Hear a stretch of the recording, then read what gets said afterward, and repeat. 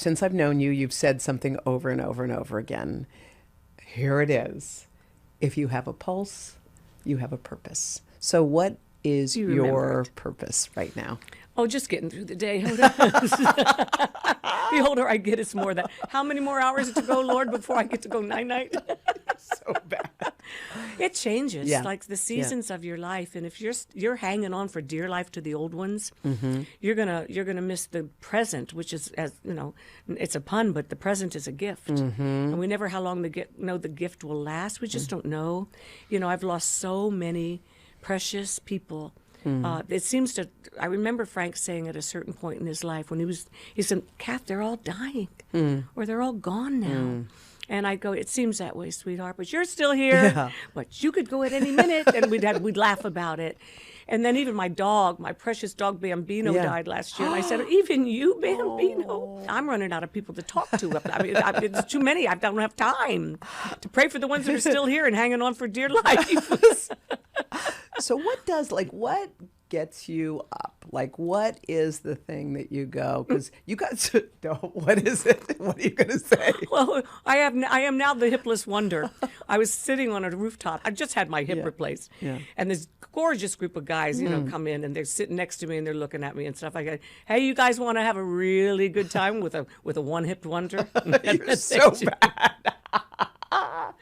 So you know what? My sense of humor Yes. is so important. I still have that. But if I didn't have my faith, which has always been the core of who I am and what I am, I would have lost my sense of humor too. I really would have. And I went through a very, very dark, you knew about it, Hoda, but I didn't say much about it. I didn't go out in public a lot. I just didn't. I've always wanted to be a blessing instead of a burden to people. And I can't stand the thought of getting to the point where my children have to take care of me, or my loved ones have to worry about me all the time. But then again, I'll come to Connecticut and spend time with my precious grandchildren. Cody has 3 now. Beautiful, beautiful children. Cody has 3. How many does Cass have? 2. So You have I've 5 had grandchildren? 5 grandchildren in 3 years. Wait, what? If I'm twitching weird, it's because it's pandemonium. What's the difference from holding like one of your son's children versus holding Cass's? None. None? Yeah. Except Cassidy's daughter is the biggest baby I can't even lift her. Oh, really? I haven't been able to lift her. So of course, I didn't have an arm at the time, but she was. You know how tiny my daughter is. Of course, little. Cassidy weighs maybe 90 pounds Yeah. wet. She. This is her second baby, and the baby was 9 pounds 3 ounces. Oh my gosh. And she pushed 3 times and poof. And I'm going, who are you? I had 2 cesarean sections with my children, and she's just like, yeah, feed the kid, give her ribs. So her name is Rosie May, and we call her Rosie Cheeks. Oh. She's 6 months old now. How do you describe Cass as a mom? What's she like? Not great. She was a heck of a good actress, but she's I think that's one of the most joyful things in my life is watching my children be such amazing parents. Yeah. If Frank and I did anything right, it would be that. And yesterday I was out to lunch, and Cody's little boy, Frankie, is 3.5, and little Ford just turned 2, and all the wait staff comes by, and they both put out their hands to everybody and go, "Nice to meet you." That was your thing, by the way, with your kids. And I remembered that. That was like one of those things. There's so many things, obviously, that never left me. But the way you made your kids say please and thank you, and how you treat people. But they've gone beyond that. They teach make eye contact when you're 2. Put your hand to go, "Nice to meet you," and then they're leaving. They're like, "Happy New Year!" Oh my God, and I'm God dying. bless you. And what's your name? I'm 40. I'm 40.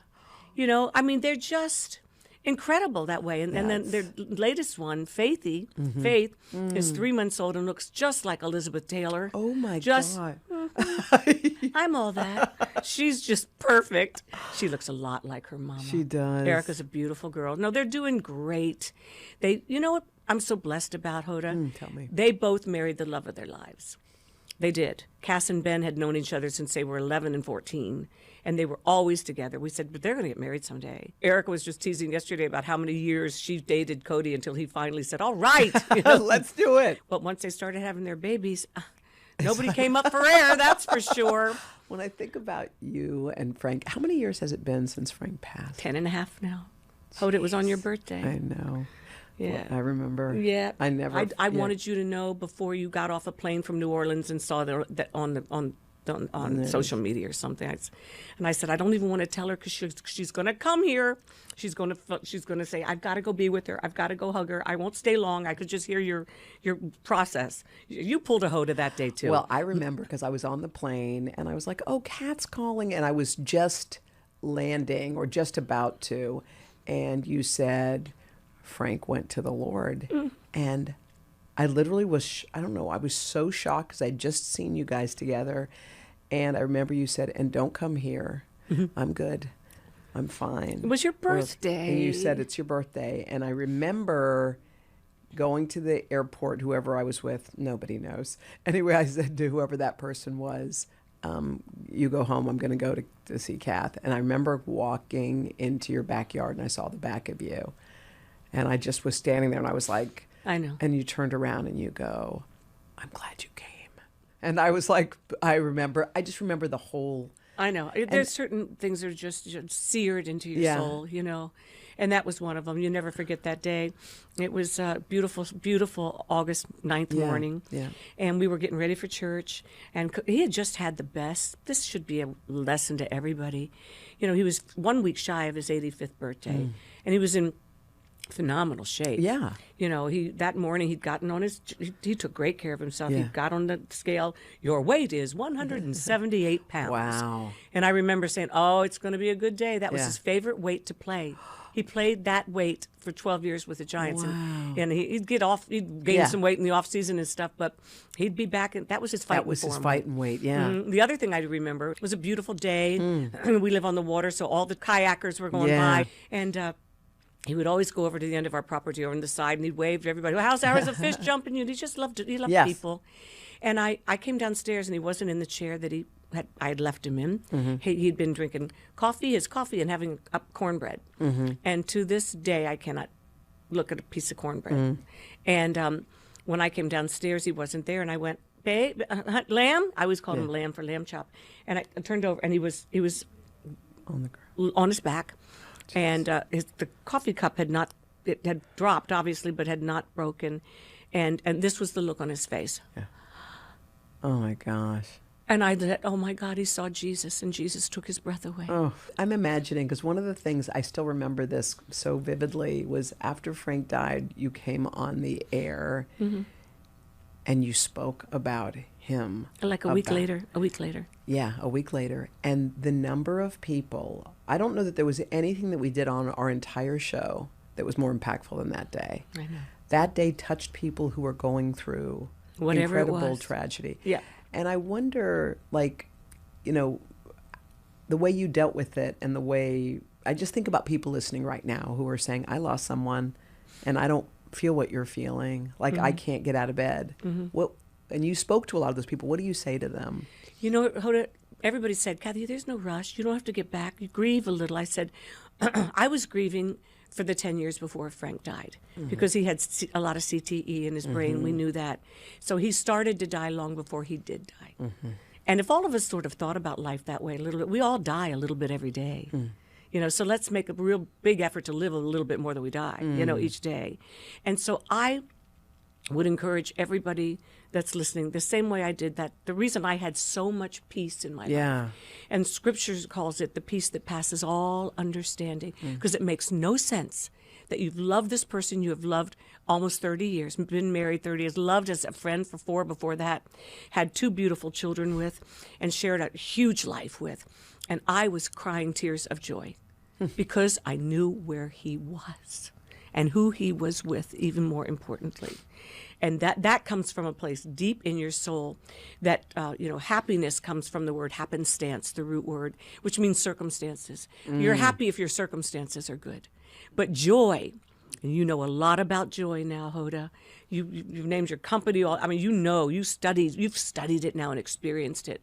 Joy is something that has nothing to do with your circumstances. It has everything to do with how sacred things are to you and how at peace your soul is.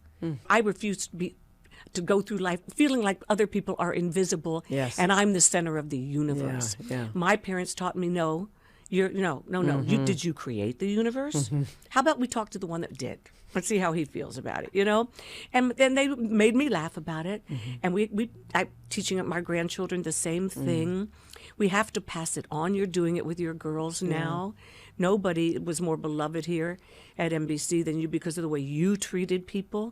It doesn't matter. The more and more you live, and the more we've won every award you can get, And at one time in my life, they would have meant the world, And they've ceased meaning anything to me because I know that's not what we leave behind, That it's not what matters.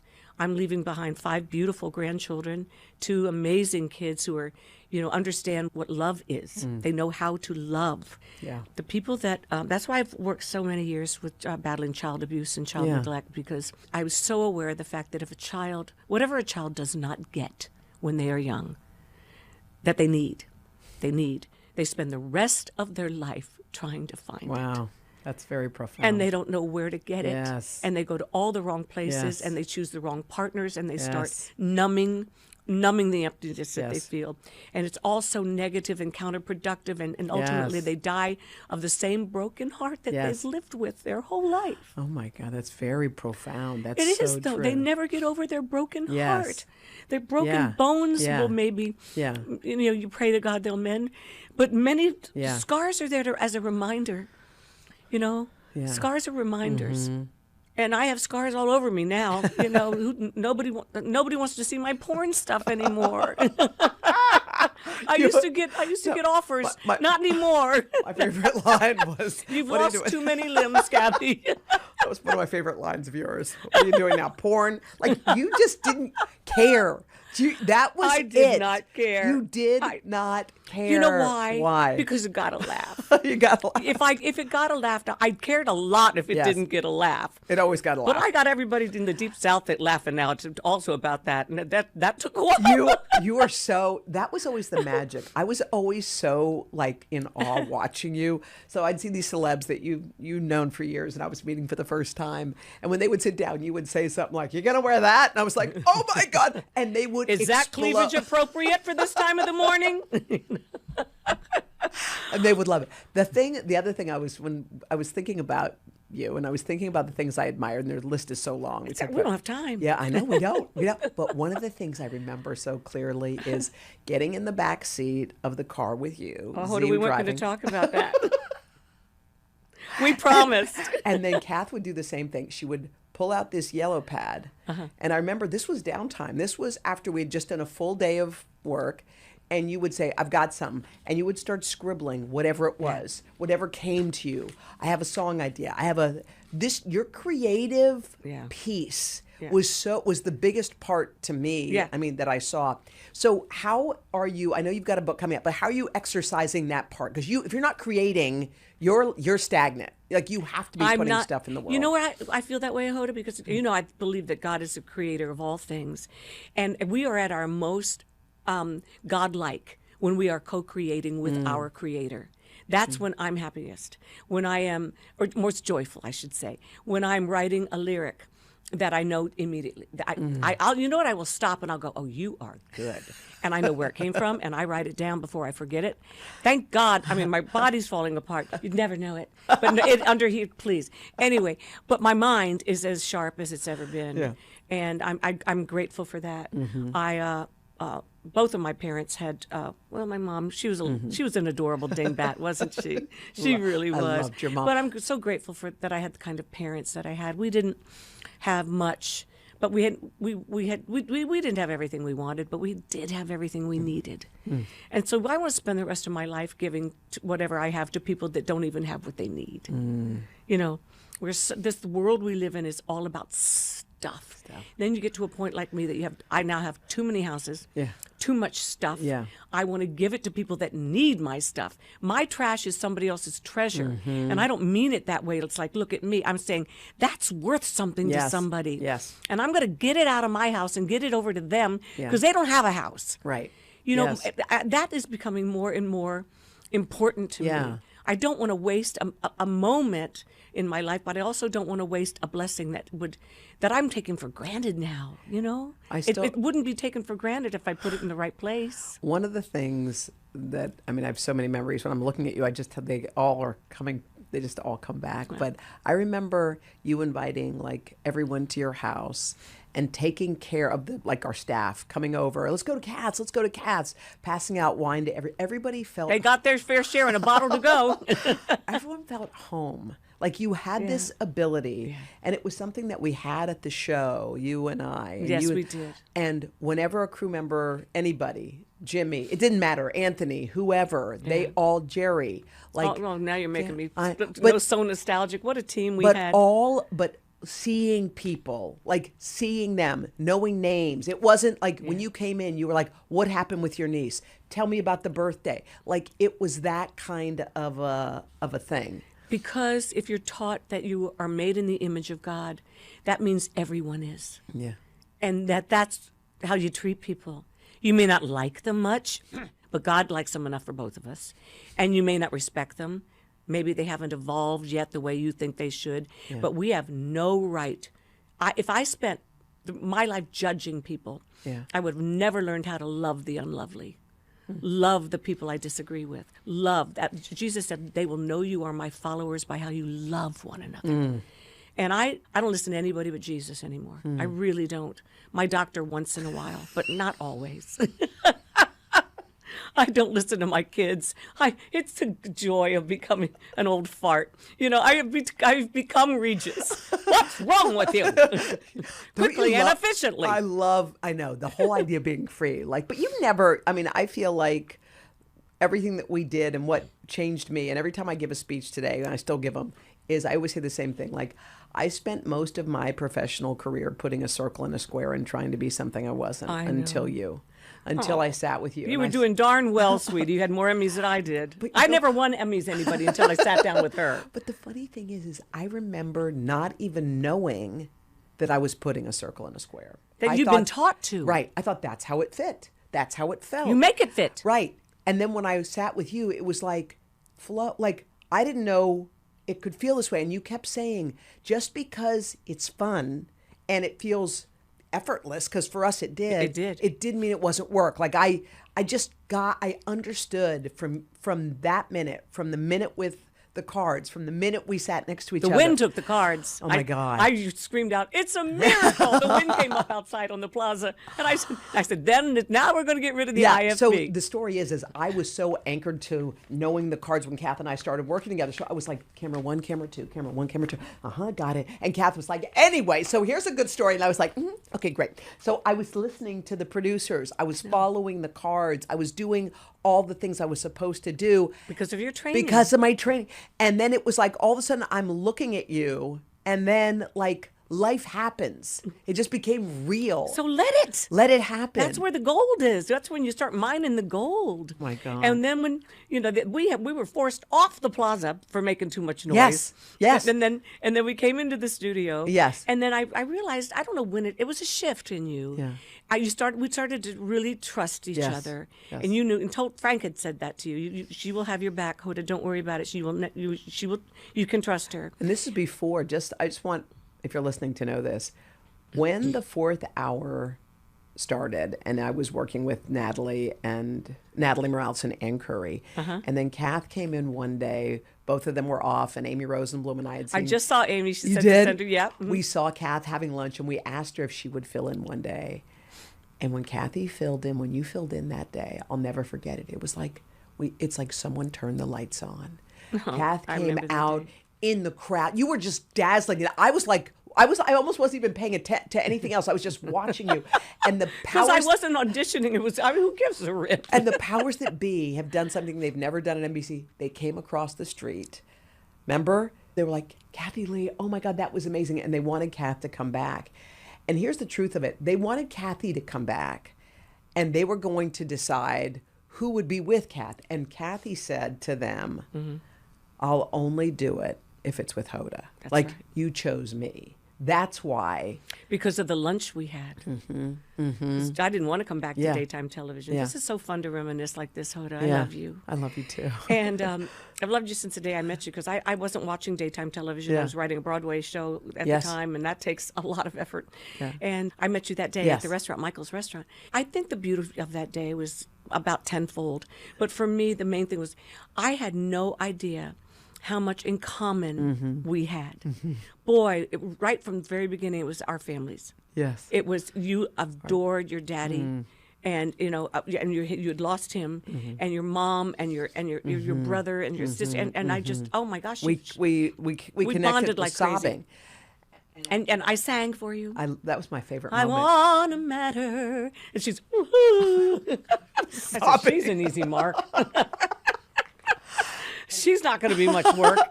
But and I remember going over to your house and you said, I want you to meet my family. And I was thinking to myself, oh my God, this was so amazing to me. And I met Frank, and Frank said, I need to talk to you. And it was just me and Frank. And he said, I had a very successful show. We had this number of viewers. And he said, I'll tell you why it worked. He said, because we had trust enough. We trusted each other that if we fell, the other would catch. Except for Howard Cosell. That's when it really took off, after he left. There was that. There was that. And I remember he goes, Kathie is the most trustworthy person I've ever met. And if you're even half of that, you'll have a great show, but you have to trust. And she has to be able to trust you. And I remember I walked out of there and I was thinking to myself, my God. And then ever since we got on the air together, it was magic. Because we started, it's the secret. Everybody's asked me that my whole life. Yeah. What was the secret with you and Regis? And I would go, it's a 3-letter word. It's pretty easy. F-U-N, fun. And when you and I started having fun and to live in the moment, and the other things were holding you back. Yeah. They were holding you back. The woman that I had lunch with that day for 3 hours, and then we went to the ladies' room. A lot happens in the ladies' room, believe me. And we were going. I had a trip back to Connecticut, and so I was visiting the ladies' room for the long trip. It could be 4 hours, it could be 20 minutes, depending. And you were going back to NBC, I think. I remember wherever Hoda woman goes, And I said, you know what, Hoda, I adore you. This was so much fun. And I said, if we ever did have a show together, I think we would have a great show, But I said, but I don't think we can at 10 o'clock in the morning. It was hard enough for Regis and I to get that kind of success because people stopped watching TV. At least they used to at that time. Yeah. They left the TVs and they went to work or they went about their days. Right. We would have to create something that was not there. Yes. And that takes time. And so I said, but I don't think I'm ever coming back to daytime television. But if I did, well, I know that we would just have a ball. Because I liked you so much as a human being. And then later I said to you, and this was the most important thing, you know that girl, that woman that I had lunch with, that we laughed and we cried and we peed our pants? Where is she? I need her right now while the cameras are, Yes. And That's I what said, don't talk to people in that. Yes.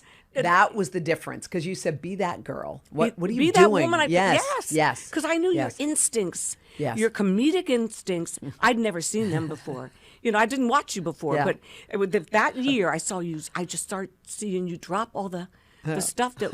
Wait a minute, I'm wearing too much clothing. I don't need all this. Okay, so wait. As we wind this down, Yeah, you have a book. Yeah, you got a book. What is this book? This one's about Nero and the Apostle Paul. It's a series called The Ancient Evil, Living Hope. Oh, yeah, tell me. Because people ask me all the time, Kathie, do you think there's more evil in the world than there used to be? And I said, no, it seems like it. Everybody's got their cell phone, so they capture things that we would have never seen on a nightly news, and it's evil. We know it when we see it, and we're appalled by it. We used to be when shame had a place in this world. And then I said, and there's 24-hour cable television, which whether we want to see it or not, is hard to get away from. Sure. So it seems like there's more evil. But I said, but evil has been here since creation. In the Garden of Eden, even if you don't believe in it, metaphorically, there was evil there in the form of the serpent.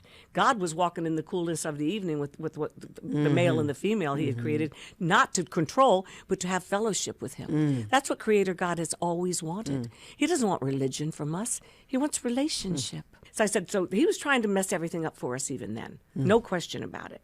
And so my life is a bit about studying all of those things. Yeah. And it's fascinated me like nothing else. I got thrown out of school, you know that. I got thrown out of Sunday school. I got thrown out of the Brownies. You know why? Because I didn't believe a word they were teaching me. Yeah. And I'm going to find out on my own. On your own, yeah. On my own. But this book the book was Cody's idea. Yeah. Whatever I paid for his master's degree from Oxford University, I'm finally getting some ka-ching from it, if you know what I'm saying. He said, Mom, you know when you used to come back from all your rabbinical trips to Israel, you'd be so fascinated by Herod. Yeah. So fascinated by because you don't have a drama unless you have a protagonist and an antagonist. Yes. And the ones that are in the scriptures are the evil beyond evil. Yeah.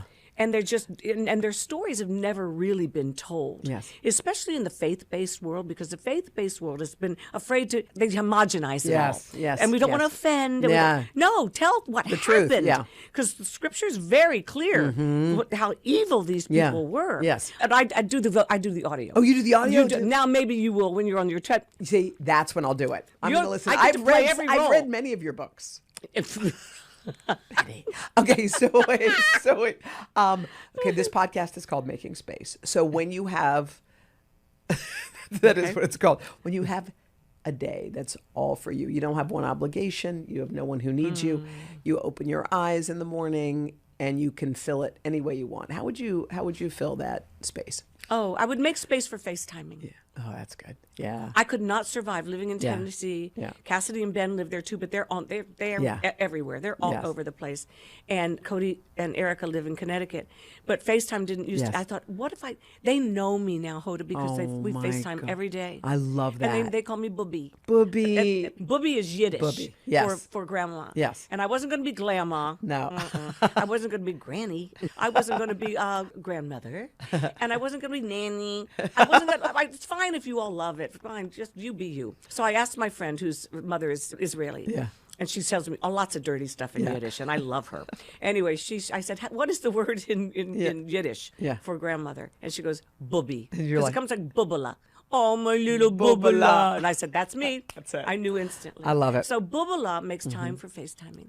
Because otherwise, I'm on my 38th book. Yeah. And we're making plans now to make them into docuseries. Oh, awesome. And I've written a song. Every expert who's ever worked on the Shroud of Turin all around the world for decades and decades and now centuries has tried to refute the accuracy of it. Technology and science has finally caught up. Wow. Caught up. And I wrote the theme song for the new documentary on it. It's called Sindone. It means shroud in Italian. Oh. And we started every morning with it. Sindone did the video with the boys. You met them. Oh, Louis I love York. them. I love wrote them. it with them. So that's coming out soon too, and that's gonna go all over the world. See what I mean? Look at your life is like, well, your life is everything. It's still full. Kath, I love you. I love you more. What? I'm going to interview you next. Okay, that's the next one. Okay. Love you. Love you, baby.